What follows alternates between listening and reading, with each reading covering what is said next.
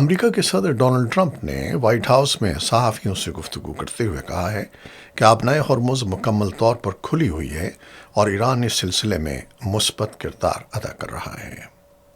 تاہم انہوں نے خبردار کیا کہ اگر ایران معاہدے کی شرائط پر عمل نہ کرے تو امریکہ مناسب اقدامات کرے گا۔ ٹرمپ نے یہ بھی کہا کہ انہیں توقع ہے کہ ایران وسیع پیمانے پر جوہری معائنوں اور طویل المدتی شفافیت کے لیے آمادہ ہوگا۔ اسی دوران مذاکراتی ایرانی ٹیم کے سربراہ محمد باقر قالیباف اور وزیر خارجہ عباس عراقچی آبنائے ہرمز سے متعلق مشاورت کے لیے عمان پہنچ گئے ہیں۔ محمد باقر قالیباف کے مطابق سوئٹزرلینڈ میں ہونے والے مذاکرات کے نتیجے میں ایران کے 12 ارب ڈالر مالیت کے منجمد اثاثوں کے اجرا سے متعلق دستاویزات کو حتمی شکل دے دی گئی ہے۔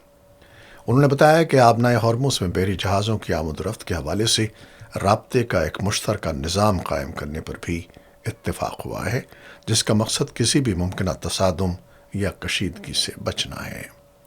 ان کے مطابق مذاکرات میں لبنان کی علاقائی سالمیت اور خود مختاری سے متعلق ضمانتوں پر بھی اتفاق کیا گیا۔